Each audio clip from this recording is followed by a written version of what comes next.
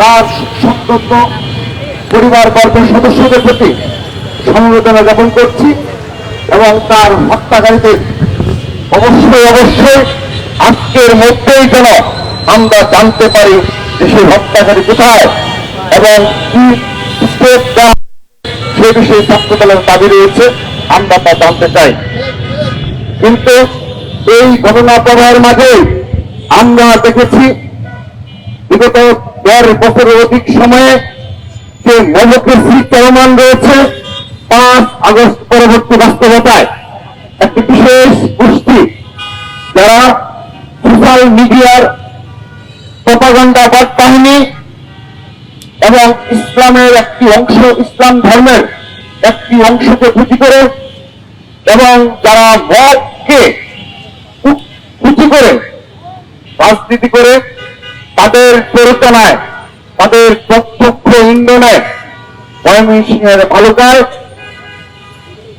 একজন পোশাক শ্রমিক, তিনি সত্যিকার অর্থে কোনো অপরাধ করেননি এবং ধর্ম অবমাননা করেননি, এমন কোনো কিছু করেননি বলে প্রতীয়মান হয়েছে। কিন্তু তাকে কে বা কারা একটি বিশেষ গোষ্ঠীর ইন্ধনে তার করুণ পরিণতি ঘটল। তাকে হত্যার পর প্রকাশ্য দিবসে ঝুলিয়ে আগুনে পুড়িয়ে দেওয়া হলো। কতটা হিংস্র, কতটা নৃশংসতা সেটি ভাষায় প্রকাশ করার মতো নয়। এই বাংলাদেশ নিশ্চয়ই আমরা ৫ আগস্টে পরবর্তী বাস্তবতায় কখনো কল্পনাও করিনি। আমরা সেই সাথে আরেকটি ঘটনা যেটি ভাষায় প্রকাশ করার মতো নয়।